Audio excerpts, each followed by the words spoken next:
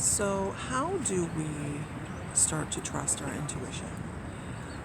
And this is a really important thing. We actually have a whole class, not it's an hour-long class on mymysticallife.com and uh, weekly intuitive class. Sorry, I'm here at the park and everything's so pretty. This is Lisa Fry of My Mystical Life, and we're going to talk a little bit about how to start trusting your intuition, why to trust your intuition. I'm sure people have been driving down the road. You might have experienced something like this where you're driving down the road and you felt like you should have taken a left and instead you took a right and going your normal way home possibly and find yourself in a fender bender. And you go, oh my gosh, if I'd only gone the way I felt like I should have gone, then things would have gone differently. And this is part of our gut. This is part of our intuition. This is part of who we are as individuals on a spiritual level. So just know that when you're called upon to follow your intuition, that you should do that. It's called trusting your gut, right there at the solar plexus. Solar plexus is that seat of that intuition and creativity. So how do we learn to trust our intuition? Simple practices of, following your gut and keeping notes of things that you run across throughout the course of the day. Do you have moments of what I like to call aha moments where you just go, I really feel like so-and-so is going to call, and then so-and-so calls. So a really important part of this is journaling. I'm huge about journaling, and I'll do a whole separate little talk, and these are just little talks about that. Asking for confirmation if you get information and it's somebody that you think you can talk to about what you're doing, and ask for validation. You'd be surprised at how often people will come forward and say, oh my gosh, yes, that is totally a true thing.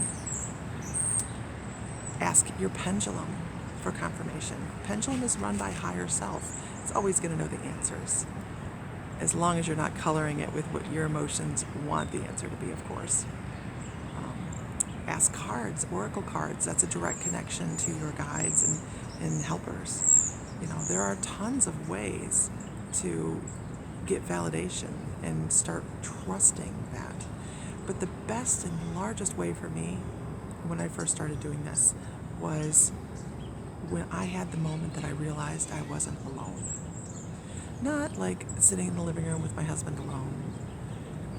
That's of course isn't alone anyways. If you've seen us together, we're always doing something. But I mean spiritually. When you get that moment that you finally have done a meditation, which is also another great way to trust your gut, and you've written it down and you sit back and you go, oh my gosh, there's someone with me at all times. I am never alone. My guides are there to help me. And when you have that aha moment that your guides are there, I think things shift. Clarity is definitely much larger when it comes to messages. And the more you reach out to your guides and realize with that faith that they are there, the more they come to you. Never discount that you have guides around you. We come into this life with at least 7 guides to start with.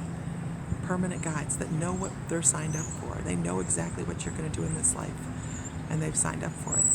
And then you have hundreds and hundreds of guides that come through your lifetime to work on small little lessons. So know you're never alone, and let that sink in, and then trust your gut, because you're not following your gut.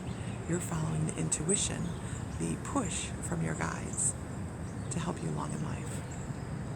So I hope this helps you. Once again, this is Lisa Fry of My Mystical Life on Facebook and mymysticallife.com.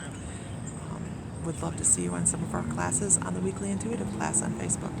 So have a great afternoon. Enjoy this beautiful day. Hopefully it's beautiful out still. And I will talk to you another time.